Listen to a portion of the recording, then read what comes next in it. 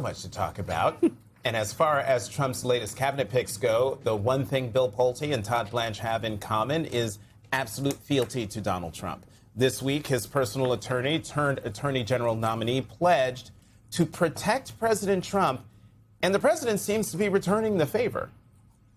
Well, do I believe it's a possibility that the Democrats will go after President Trump, his family, anybody that knows him, anybody that worked for him? I think they've proven that to be true. And what can we do about it is we can just keep on exposing. When we learn about the weaponization that happened for many years, we can keep on exposing it and putting roadblocks in place so it never happens again. Senator Tillis said he won't support Todd Blanche's confirmation unless Todd Blanche condemns January 6th. Do you have a reaction to that? Senator Tillis is a loser, stone cold, and he's an angry man because he was forced to leave the Senate because I wouldn't support him, and he quit. So now he's trying to make trouble by, opposing anybody. Todd Blanche is a brilliant guy who everybody likes and everybody respects. Joining us now, Katie Rogers, New York Times White House correspondent, and Kimberly Atkins-Storer, MS Now political analyst, columnist for the Boston Globe, and writer of the Supreme Court newsletter, The Gavel. Welcome back to The Weekend. I don't even know where to begin, but let's start with Bill Pulte, Katie.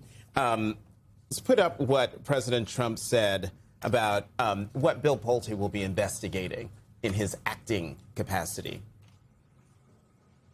And it's an acting position. It's not a permanent. He's not going to be permanent because, I don't think he'd want to be permanent. But he's a very smart guy, and he may find out some things about the rigged elections. The rigged elections. He's still going back to 2020. And to Eugene's point earlier, when we were chatting, Bill Pulte has no experience in intelligence. But that's not what he's there for. He's there to wreck the place. He's there to fire people. He is there, as the president said the other day, to get rid of people the president sees as loyalists to Democratic administrations, which is different than, what a lot of these national security officials do. They're not partisan officials, they're career civil servants. So there is that sort of misunderstanding of the workforce that the president has. There's distrust of the government. He understands that Bill Pulte is a foot soldier in a sense. He pulled private mortgage information to bring that against opponents of the president. And yeah, he is bringing up the 2020 election a lot. I was in Wisconsin the other day. He was in front of farmers talking about the rigged election, and the elections coming up are rigged. You can't, he said, again, as he has said many times before, I don't want to say you don't have a choice, but you should, vote Republican. And so this is all part, in an election year, it's, an attempt to sort of stack the deck and undermine public trust in the government and also our democratic processes. Right. There's Pulte. And there's also the weaponization fund, quote unquote, that is going away, but they keep talking about it. And I'm going to play two things. First is Donald Trump calling it a beautiful thing this week. Can you explain why you decided to drop the anti-weaponization fund? So I love it. I think it's so important. Is the $1.8 billion DOJ fund dead, or is it on hold? It's, I'd have to ask the lawyers. I don't know.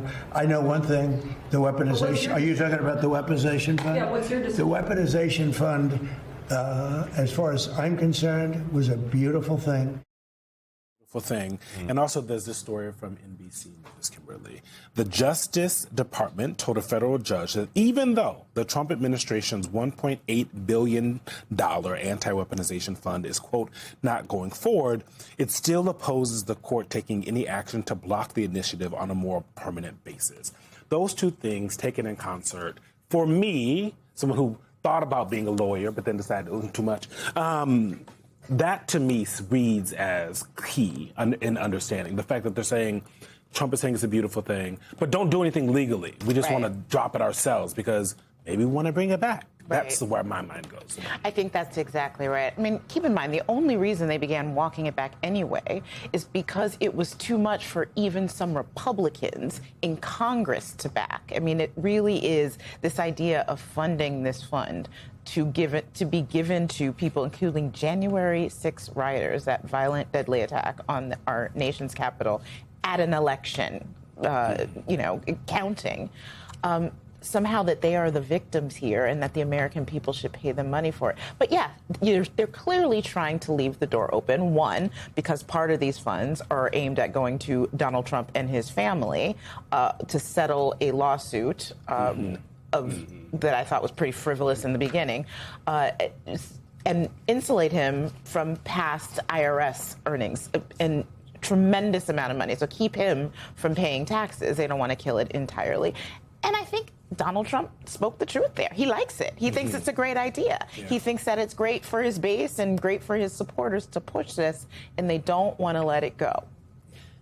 First of all, can I just say, have I ever looked more drab sitting next to one of our guests? David, that suit is amazing. Yes, we do love. You look great, Jackie. Fantastic. Different strokes. That was a fishing expedition. Second, if we are speaking of lawsuits, the Trump administration is also dealing with a lawsuit, obviously, about the White House ballroom. One of many lawsuits with regards to this president's beautification endeavor. You have an Obama appointee peppering the Justice Department attorney this week with questions about why Trump has the ability to tear down the White House ballroom. His attorney arguing that the extent of the Trump administration's view of its power to move fast and break things without being subject to legal challenge if the government decides very quickly to bulldoze the Statue of Liberty.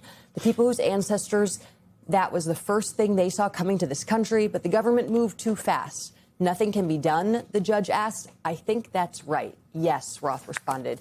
Katie, when you are sort of taking stock of the next 5 months that this administration has every single lever of the U.S. federal government, what is the end game here? I mean, is it to try to push through projects like this?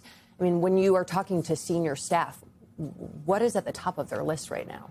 And how does that differ from what is at the top of the president? Well, yeah, I mean, I think that's a really good question because I think when you're talking to the president's advisors, they are thinking about the midterm elections. They are thinking about these competitive races, these Republican incumbents who are facing rough fights ahead in November.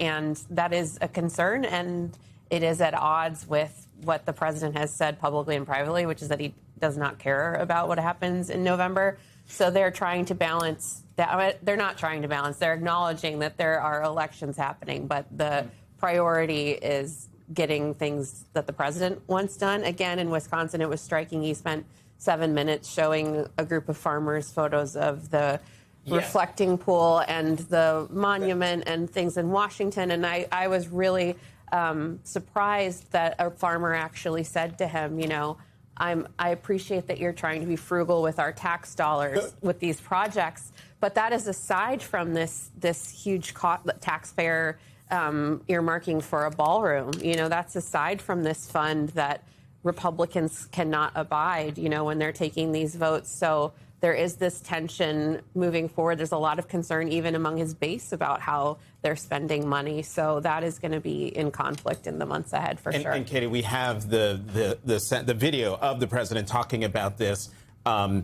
Just watch this. We had 22 fountains. None of them worked. That's before and after. Look at it. Look at it. Then we had the reflecting pond. 2,500 feet, massive, longer than a building. We have a stat here that's sort of great. Can you guys see this okay? You have the Washington Monument and the Lincoln Memorial. Look at that. Beautiful. Look at how that reflects. It's like a mirror. Oh, my God. Reminds me that President Trump likes control over the party and maybe not the success of the party being at the top of his list.